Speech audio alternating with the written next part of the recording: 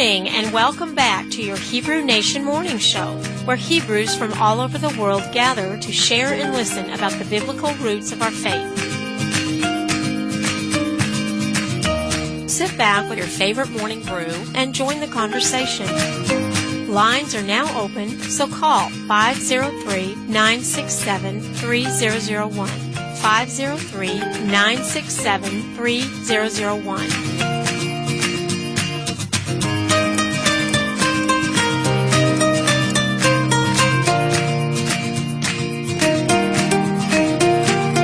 Hebrew Nation, His kingdom, His people, and your radio station.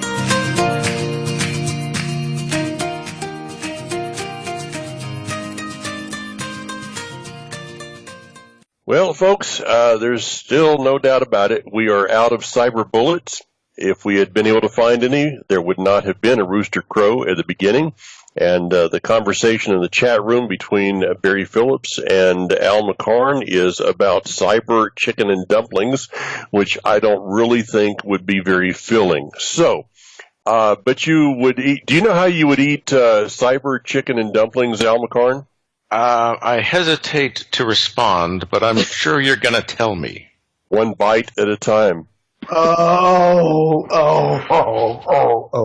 bad. Welcome to the Remnant Road with Mike Clayon, Al McCarn, Barry Phillips, and probably now getting off the air, Ray Myers, the Singing Tallit. Ray, welcome to the program, bro. Where are you located at?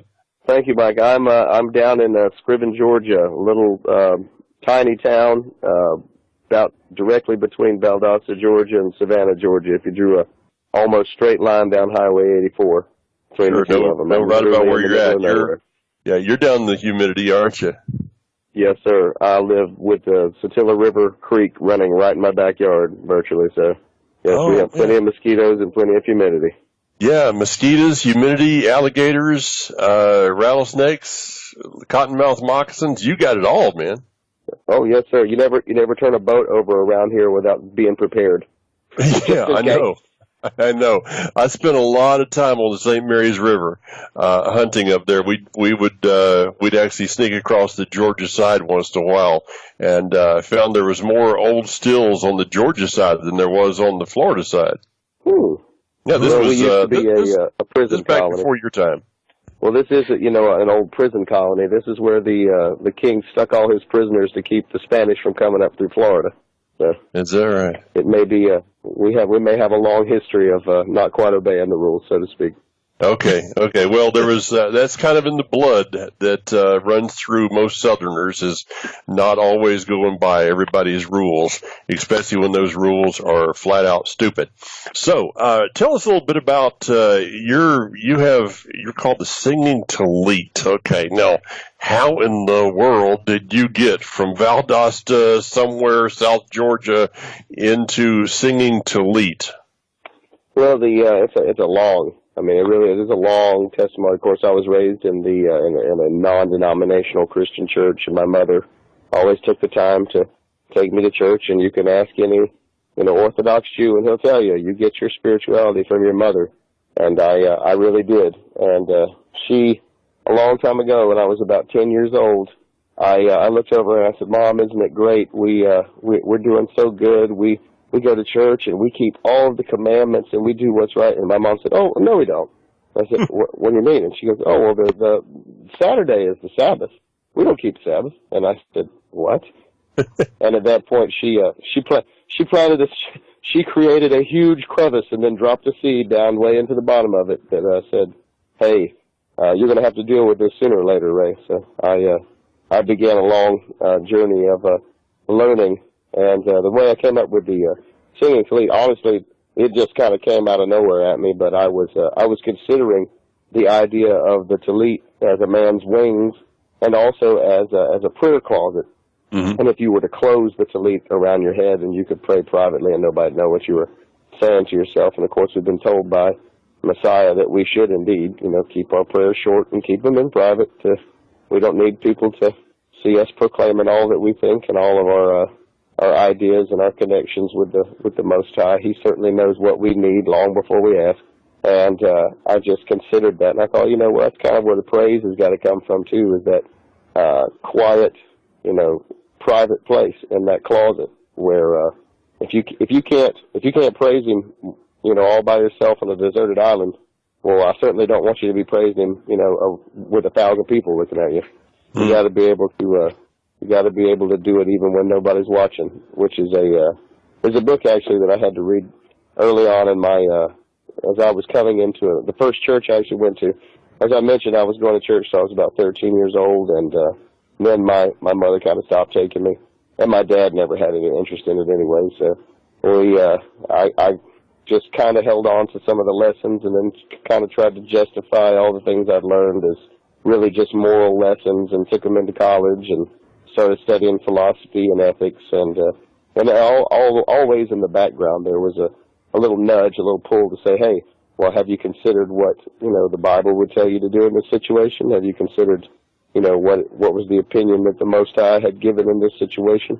What would Yeshua do, so to speak, in this situation? And I always did, and I always kind of try to look through all because especially when you take ethics classes, you do a lot of studies in things like medical ethics, which have some terribly hard to deal with questions in terms of what is the right thing to do in this situation for a person, for instance, doctor-assisted suicide, and, it's questions of along the lines of, when someone's in tremendous pain, do you really have the right to tell them, I want you to suffer, even though you don't want to?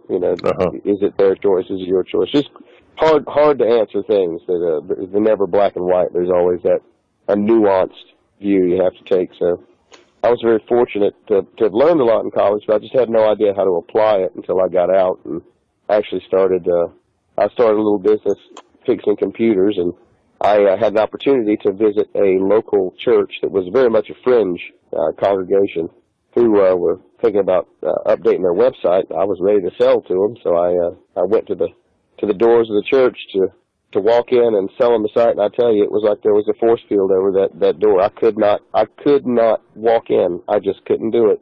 It had been 10 years since I'd darkened the doors of a church, and I had no idea what to do.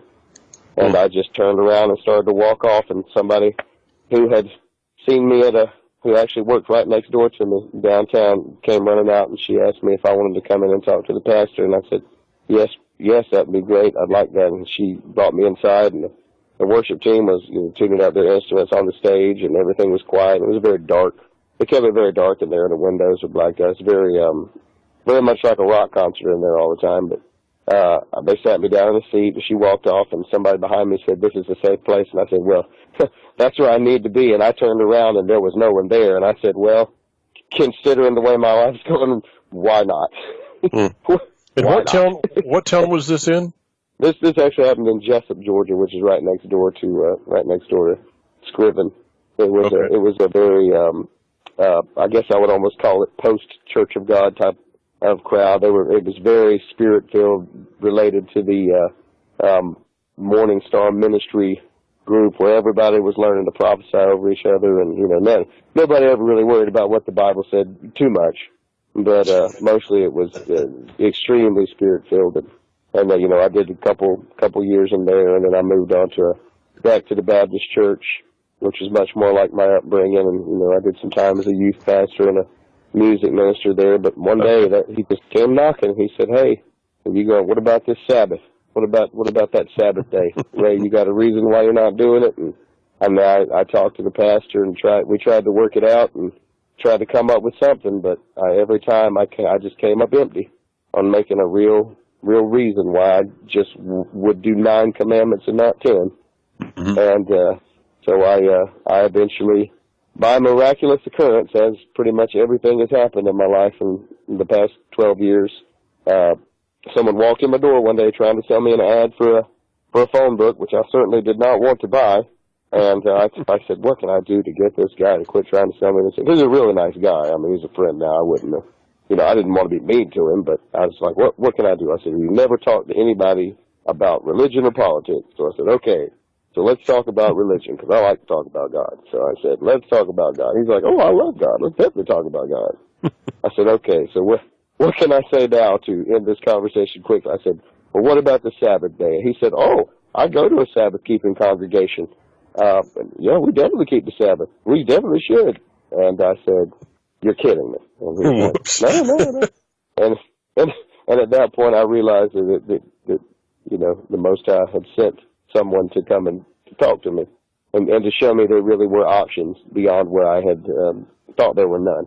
And so I took that option and ended up spending about 7 solid years at that congregation reading the Torah portions, still reading them, same Torah portion that the Jews read in the synagogue, in the division of a 1 year. I think in the first century they actually did a 3-year division, but in the terms of a 1 year, same that any Orthodox conservative Jews probably read in the synagogue any Sabbath, and just continuously reading that word over and over and over again, and learning the connections between the law, the prophets, and the New Testament, or the Brit Hadashah, made a tremendous impact, because I had always loved Jesus. I mean, always, since I was a little boy. I couldn't fault him if I tried. It just didn't work. You know, every ounce of my being, every fiber of my body has always declared that he's Lord, and there's just nothing I can do about it at this point to change it.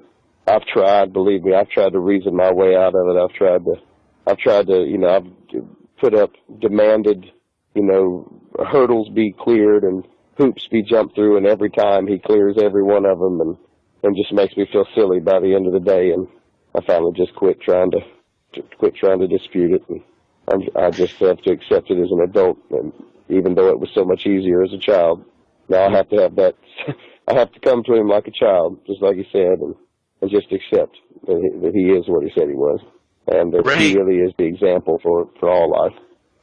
Yes. Ray, I am happy to hear that, because probably about the time that you were puzzling out life at Valdosta State, I was puzzling out life at Florida State, a few miles down the road in Tallahassee.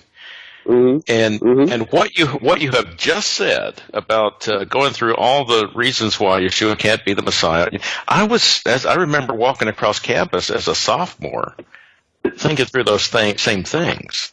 Because I was just getting exposed to, well, classic philosophy, other non-Christian religions, and various other thoughts. I could never get around this, that there's some kind of separation between me and my Creator, and the only way to get around it is if he became like me and cleared the way with his own life. And that's stuck with me ever since. So it sounds like we have had a similar revelation to that. Well, I remember being on the college campus, and there was a Methodist student union and a Baptist student union, and I went through and I visited both of them. And honestly, the Methodists were a little nicer, no doubt about that. But I did not become a part of either of those organizations because something still just didn't feel right. I mean, I appreciated that they were good people who had good intentions. And but for some reason, it just wasn't my world, and I had to go through a much more secular look at life for a long time. And I thank him for it. I mean, I know that, you know, he put me through a lot of trials as a child too. You know, I didn't exactly have an ideal childhood, but he strengthened me through those things. Sometimes you have to be tempered in fire before you're going to be strong enough to be a support for other people when they need it. Because some people go through abuse. Some people, you know, have to walk alone for a long time before they finally get to be a part of the whole. Which thankfully I feel like I'm actually starting to be a part of the whole, it's nice. And I understand now when Go ahead. Yeah, I was going to just ask you if you could share with us something that you and your wife are now doing that you've just started walking into, where you're helping others become whole. I can give you a couple different examples on that. About 2 years ago, I was at the congregation, and we had an awesome music minister he was a professional musician, and he could sing and play the guitar, and he was great at choosing music, and it was just, he nailed it every time. And but that morning he wasn't able to come on time, so the actual elder over the music had to get up and play.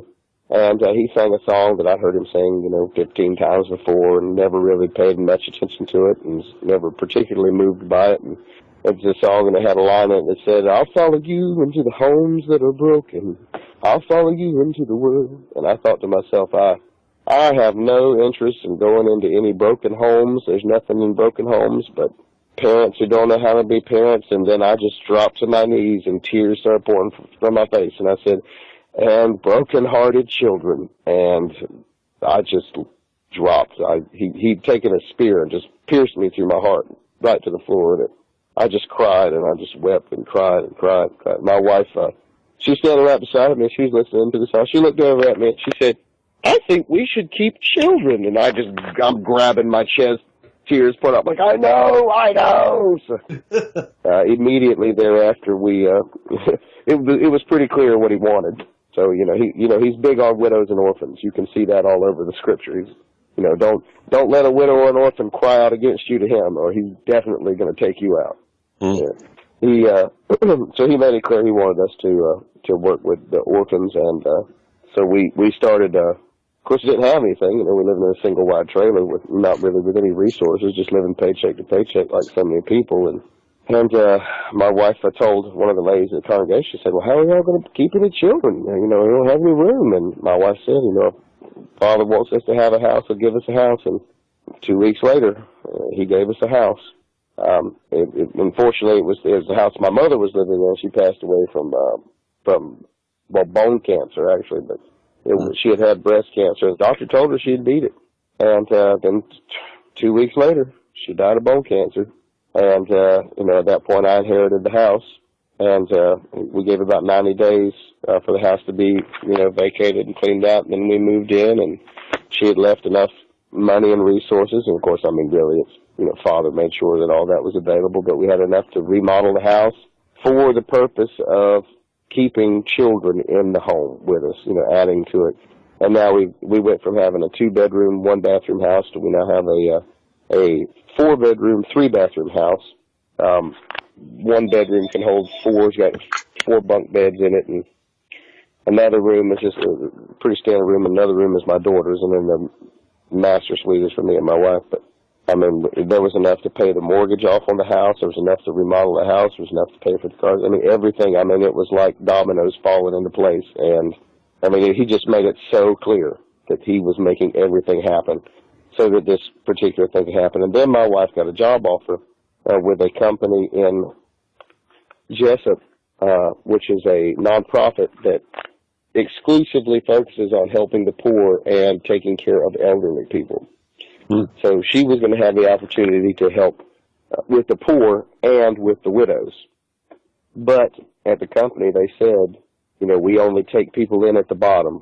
You can't just start above the bottom. You have to start at the bottom if there's an availability. And it just so happened they had just become an availability as a van driver and a delivery person to deliver food to the elderly, because they deliver food to elderly people's homes. And so that was her job. And within 3 months, she went from being a van driver there to being the head of the whole organization in our county in 3 months. And, she jumped over 2 other people who had probably 30 years experience combined between the 2 of them, and they still picked her because it really is the job for her. There's no doubt about that. And so now she's got the poor, she's got the widows. We're working together on the orphans. And when we agreed to take in, we're fostering children right now, but we had wanted to adopt straight off, but the state basically told us the only way you're going to be able to adopt really is to foster first, then adopt the children that you're fostering, because the children that are already in the foster program who are available for adoption are not the primary concern of the social worker, because the social worker is more worried about children who are coming in with an emergency who need to be placed somewhere. And unless he or she's got extra time, it's not really going to be on their front burner, so to speak, to help you with the adoption process, because that child already has a foster family that they're with that's taking care of them. So we said, okay, well, we'll foster them. And the day that I said yes to fostering was the day that the Exodus Road Band contacted me about the United in Worship Conference in Jasper, Georgia, and I was invited to come and lead worship there, and my heart flew. I mean, I had been waiting 12 years. It's been so long. Because that first church that I was at, where I sat down and I was told it was a safe place, they had an awesome praise band. They were so good, and I got to play and participate. And unfortunately, right when I was at the point that the people there were opening the doors for me to become a singer and a leader there, Father said, "I don't want you to sing, Raymond. I want you to dance." And that was very odd. I had never really considered that as anything, because I'm not a dancer, have no doubt. He said, "I want you to dance like David before the ark." So I tried to embrace obviously wearing more than an ephod, but I tried to embrace the idea of expressing masculinity in dance and not femininity only, because the congregation was extremely feminine in the way that it dealt with, particularly the dance. Ladies would wave around gossamer, and the flags, but nothing was it was not a manly, aggressive, forceful type of action. It was always very supple and more what one would typically consider to be a feminine quality. And so I got out there and I danced, and took about 2 months, but I pretty much got myself kicked out. So I had to move on at that point, even though I was so close. If I'd have just said no to him when he said dance, I could have been singing with those folks for probably still today. But I said yes when he said what he wanted, and it did. It shook the foundations. I had no idea that a man dancing could be so catastrophic to an organization of people. I really didn't. But that's how he runs. That's how he runs his things. He is not ashamed to shake things up when he wants them shaken. Mm-hmm. I like that about him. I really do. It was a great privilege to be a part of it. This thing of leadership, Ray, maybe we can come back on the other side of the break and talk about that a little bit more, because what you're doing with foster care, this is a prime example of the lack of leadership, the lack of godly order in a home. And this is what we see producing a generation. And I know I talked with you at the conference, United Worship Conference, about the struggles that you guys had. And I've talked about our conversation to a number of people after that of just, what you saw as these children were coming in. And you had to take them from a long ways back. And I really applaud you for what you have done. It's got to be an anointing that you and your wife and also your daughter is walking in these days to do what you're doing. Well, I can tell you, and I think everyone has a tendency to think of themselves as the center of the world, whether they mean to or not. While looking at these children, sometimes when I realize, because they're a handful. One in particular is an extreme handful. Well, hey, since we're not the center of the world right now, Ray, we have a break coming up. Go ahead. We'll come back on the other side and continue that conversation.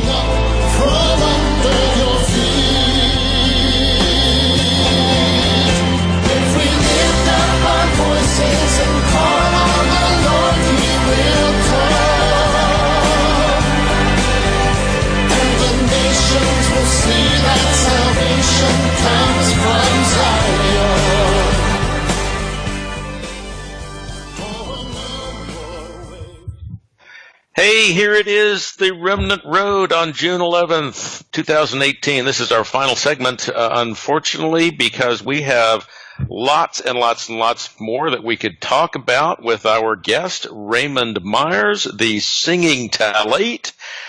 Ray, before we go any further, tell everybody about your website and your YouTube channel. Oh, absolutely. SingingTallit.com. Tallit is spelled Tallit. You may notice that the Ashkenaz will pronounce it Tallis, but it's spelled Tallit. So singing, as in what you do when you proclaim God's glory in song, and Tallit, which is the prayer cloth that is typically seen on Jews, which often contains the tzitzit, and you'll usually see them wear it at the synagogue typically. But that is Singing Tallit, all is one word.com, and the YouTube channel, you can look up Ray Singing Tallit Myers, or you can just go to the website and it's linked off of there. And I've got all the music that I've written, and I've been reading some. I've decided the best idea was to just go ahead and read some of the works about early Christianity that I find to be helpful to people, to just. Sounds like we lost Ray. I will endeavor to get him back, but while I'm doing that, he's talking about on his YouTube channel reading some of the great works. One of them is The Life and Times of Jesus the Messiah by Alfred Edersheim. Ray, I think you're back now, and I'm just continuing that thought that you were telling us. And let me I don't know if you're going to continue reading Edersheim's book, but I want to let everybody know Ray Myers inspired me to download this 1,000-page tome that was published in 1883 in London and start reading it, because it is chock full of cultural, theological, ethnographic, political information about the world in which Yeshua the Messiah walked. And, absolutely. Go ahead. Well, the beautiful thing about reading a book like that is that it demystifies the past. Oftentimes people have a problem because they build up a mythology about things instead of actually just finding out what they really were like. Because the more you can learn about the way things really were at the time, it will allow you to begin to see Yeshua with the eyes that his disciples could see him with. And then in turn, you could take that next step and begin to see him with the eyes that Peter first had when he said, you have the words of life. I can't live without you. I have nowhere to go, Master. I have to stay with you. But when you take the time, you can get to come to know him as a man in the world that he was in, and then you can begin to see him as the Son of God and all those things. In the church, we tend to jump straight to, hey, he's God in the flesh, instead of telling you anything about how people at the time should have been able to figure that out based on what their world was like. And those Edersheim books are, as you say, you picked the right term. They are very tome-like, because they are packed full. And I guess in the 1800s, folks just wrote different, and they made sure that whatever they were going to tell you, it was going to be very well sourced and backed up. Oh, yeah, you pick up a book from even the early 1900s, and the title of the book is, you have to stop and think about the title because it has so much meaning to it. We speak in such simplistic terms these days. Ray, before we get really run out of time, Barry had something he wanted to go back to, and I'm really interested in this also. So, Barry? Yeah, Ray, you were talking earlier about your situation in the congregation when you started dancing, that they couldn't handle the idea of a man dance. And I find it is most common that in Hebraic root community congregations that it's the women who dance. And they're using tambourines and banners and doing very, I won't say very, but doing more feminine style gestures and movements in dance. There's a difference. I'm thinking about David dancing with all of his might. I don't know that would look like the circle dances that we're currently doing, but something much more aggressive, much more masculine. What is it that you think takes place in the spirit realm when men dance? And secondly, what does men dancing or a man's dance, what does it look like? Well, let me tell you that at the time, I was just responding to what I had felt that, the Most High God had said he wanted from me.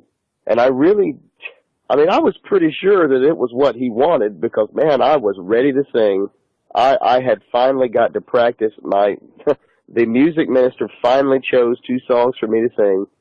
We practiced them. They sounded amazing.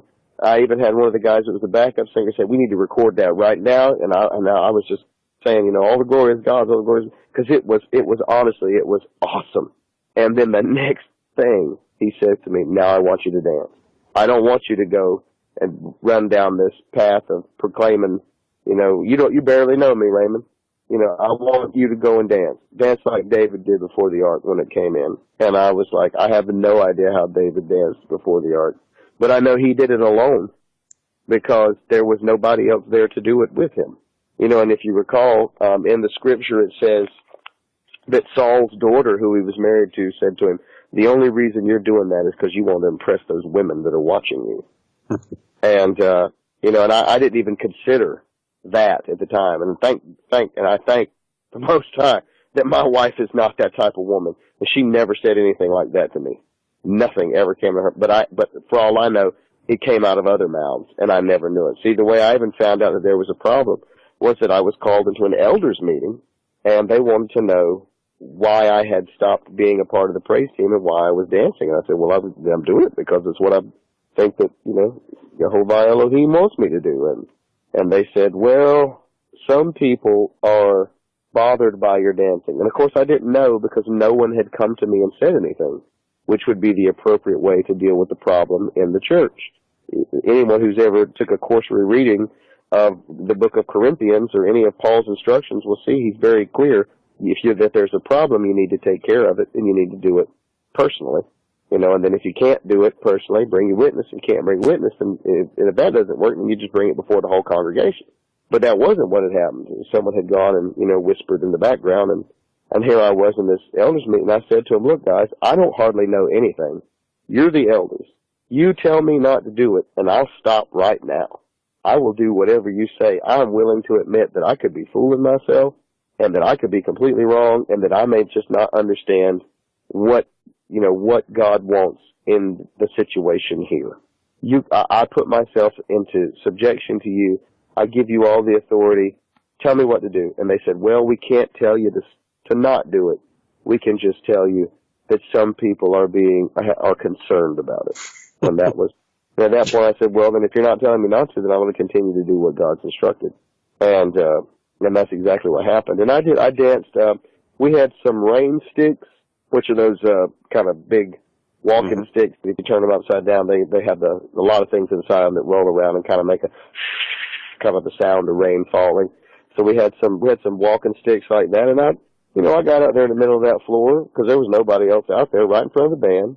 And I just, I kind of hopped around and banged my stick on the ground. And I just made sure that people knew that I was a man and that I was not ashamed that God had given me strength, and I wasn't ashamed that he had given me the responsibility that if I had to, I'd have to fight to protect people, but I didn't want to have to do that. But if I had to, I could, and I was willing to, and that I would do what I could to honor the people around me. I mean, I certainly didn't go around, whacking people with the stick or anything. I mean, nothing like that. I didn't drag anybody else out there. I didn't, I may have sometimes looked around to see, to look at other people and, giving them the look like, you can do this too if you want to. You don't have to be afraid. You can come out here too. But I never grabbed a hold of anybody. I just occasionally, particularly if the song that the band was playing at the time was very much along that theme of, don't be afraid, something like that. And, but nothing ever happened, and certainly no other guy ever got out there. And I didn't think there was I didn't even think there was a problem. I thought people with anything would just say, hey, there's another, half loon that goes here to this weird congregation, and hey, this is his thing, so I guess we'll just let him do his thing. And, because I'm telling you, there was a lot of weird folks there, and, sometimes you just have to let them do their thing. And I didn't bother people. I wouldn't have known what to tell people to correct them. I mean, I literally was a baby in the Word at the time. I mean, I was listening to the Old and New Testament on I had an iPod, which was right when they first came out, and they had the circle dial on the front of them where you could dial the circle around to choose your song. And I have that one in my desk still. Oh, I'll bet. Those things are indestructible. I mean, I'm sure they're still working. I don't have the charger. I threw it away. So I just listened to the Word on that thing all the time, and I was beginning to come to learn, and I was beginning to ask questions, and I was beginning to come into the faith. And I had no idea that it could be so disruptive to a group. And I think, not, since you're asking in the spiritual realm what happened, I think what it does is that there is a tendency for and Lord, don't, please, Jehovah, protect my words in the ears of other people when I say this. But there is a particular spirit that is embodied in the actions of Eve, which is control. The problem with Eve is that she wanted control. She wanted to take a leadership role. And I understand, particularly in these days when men refuse to be men. There is an absolute epidemic of children without fathers, of men going to jail rather than take care of their family, and of people just saying, you know what, I'm going to do what I want to do, and that's it. But on the other hand, there's an epidemic of women saying, well, I'll have a baby, I don't need a man, and you know what, I'll have 2 babies from 2 different men, now I'll have 3 babies from 3 different men, now I'll have 4 babies from 4 different men, I don't have to be with any of them, and all my children are going to spend their entire lives confused about why there's 4 different men in and out of the house, I can't even imagine what it's like for some of these children, what they're going through. Honestly, I'm not surprised that women out there, some of them are literally rebelling against that system and saying, well, we're going to take control because the church is the only place where we see any good men. So we need to get in there and get our piece of that pie. And unfortunately, it's just not the way that things were meant to be organized. And again, take a cursory reading of Corinthians. Take a reading of Timothy. They will explain to you how the order of things is supposed to be to prevent problems. That's the only reason you have order, is to prevent the problems before they start. For instance, I can tell you there is nothing more upsetting than watching a woman and a man have a screaming fight in the front of an entire congregation of people over something in the Scripture. There is nothing more disturbing than that. And I have seen it, personally. And I know that if we just look back in Corinthians, we would see Paul says, don't do that. Here's how you keep it from happening. And he gives the instructions there. Because you have to have certain rules and regulations established, or things are going to get crazy. Because people are a little bit crazy. So that's the way I look at it. Is that too secular to say? No, it's not too secular. It's we can talk this one out all day, and we have addressed the subject here on the Remnant Road. The point is, if men will be men, if women will be women, and we actually take seriously those commandments to love God and love others, then we do away with a whole lot of problems. The way that the problems that we run into, Al, even in approaching these subjects. We were talking to Kelly Ferrari Mills about this, and the pushback you get on stuff like this when you just open the door to a possibility of the father has order that he has placed into a family, and if we take that order out, Ray, wouldn't it be nice? In the end, if you had not had to step in and be a foster parent, because these children had a godly mom and a godly dad, I think that would have been the better. Be their friend. Yeah. But let me tell you, today I have to go on a visitation with 2 of the children, and I have to sit with their mother and their father, who are not together. The mother had children with him, and then now she's boyfriend and girlfriend with that man's brother. So now they have an Uncle Daddy, not just a daddy. And I have to sit there in a public place with these people. And, I can't sit there and lecture them and try to correct them because there's no point in it. All I can do is sit there and watch them love on their children and then hope that the love that they have for their children will trickle down into a better love of themselves, and then a desire to be in a better place in life. And then, and when I talk to them, all I say is, if it was me, I would cry out to God for help. If it was me, that's what I'd do. And that's always what I say to them, because there's just no way there is no way in any secular manner that I could think that most problems that humanity has currently could be solved in a human way. because they just can't. Most people are so broken and so confused and so torn to pieces, emotionally and spiritually, that unless the Most High God comes down into your life and starts putting the pieces back together for you, there's just no way. And that's exactly what the social worker told us. The reason she said that you need to get into the foster program if you want to adopt is because 90% of the children that go into the foster program will never leave it. 90%, Mike. 9 out of 10. 90%. That's 9 out of 10 children will never leave the foster program because the state will never allow their parents to have access to them again in a permanent way because it's just too dangerous. Ray, this brings up something I heard more than 20 years ago at, of all things, a Promise Keepers conference. And I thank God for the work of Coach McCartney, and Promise Keepers made a difference in me. But I was listening to Pastor Raleigh Washington speak at one of these conferences. Of all people. Of all people, yeah. And here's what he said. He said, you look at people who are victimizers, those who do these terrible, violent things, crime and so on. But you got to remember they were victims too. Yeah. And this is what you have just explained to us, Ray. If these children, they're going to grow up, they're never going to get out of the system. They don't know a mother, they don't know a father, they don't know anything stable. They're susceptible to all the bad stuff. They'll end up in prison, they'll end up dead. It's a vicious cycle. They're not only the victimizers, they are the victims themselves. And what I hear is that you and your wife are seeking to cut through that with the redeeming love of the living God. Well, I can tell you, this has actually been what I told my wife. My wife loves, my wife has the capacity to love in ways that I do not. She loves these children. I mean, I love these children. Don't get me wrong. I would certainly keep them forever if need be.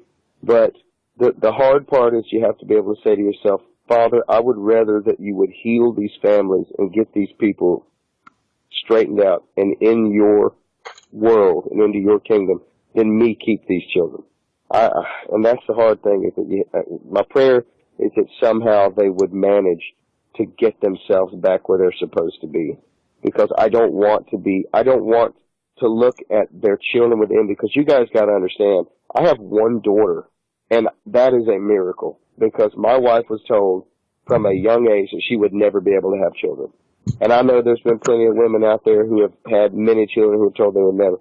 Well, let me tell you, my wife really has only managed to have one child. And let me tell you why that happened, because at the beginning of this walk, I cried out to him for help, and I said, I need help.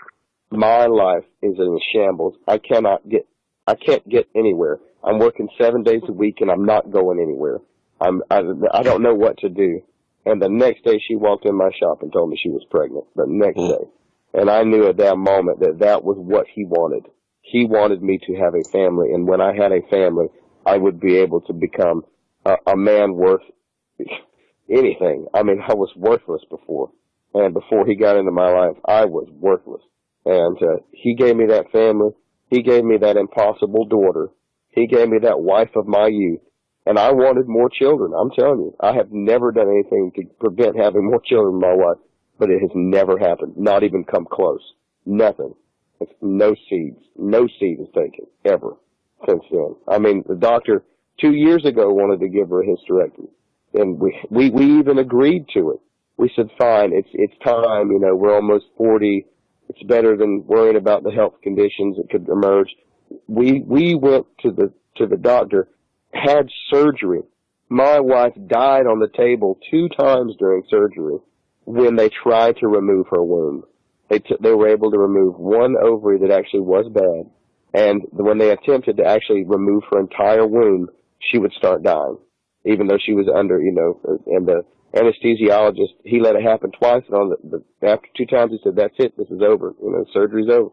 At 9:30 in the a.m., the doctor stuck his head out of the side door of the hospital, and he said, Mr. Myers, I need to talk to you. I have some bad news. And I said, oh, my God, my wife is dead.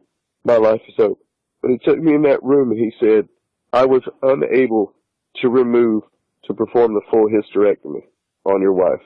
And I just I waited. I said, well, what's the problem? And he said, I was only able to remove the bad ovary. And I said, well, what's the problem? He said, well, I wasn't able to complete the surgery like we had wanted. And I said, so you're telling me that my wife could have a regular cycle and maybe even have children in the future? And he said, yes. I said, well, what's the bad news? I don't understand. Why are you, the only bad news he could have given me was that she was gone. But he really honestly thought that I was going to be angry or something because he couldn't take my wife's ability to maybe make life, that's just the world we live in. I told him it was the best news he could have gave me. And it really was. It was a miracle. God had performed a miracle and prevented the destruction of that, that possibility that we may have children in the future. And things are much better now that surgery is taking place. She doesn't have any of the trouble that she used to have, in her feminine things. He's taken such good care of us for so long. It's really great. I forgot what the question was. You're doing fine. You're doing fine. Well, Brother Ray, we are just about a minute from the end of the show. And before we are done, let me tell you, folks, this is one anointed musician. And please listen to some of his music. Ray, give us once again your YouTube channel and your website. Again, it's singingtallit.com, and Tallit is spelled Tallit. That's Tango, Alpha, Lima, India, Tango, for all you military speakers out there. But it's singingtallit.com. Yes, sir. Well, I spend a lot of time talking to people on the phone because of the type of work that I do. I do IT contract work, and I spend a lot of time talking to tech support. And it's a very good idea to spell words out, particularly when you're reading serial numbers. So it's just a good idea to learn. That's right. I love it. Well, that's going to have to be it for this June 11th edition of the Remnant Road. Ray Myers, the Singing Tallit, thank you for blessing us with your time. My pleasure.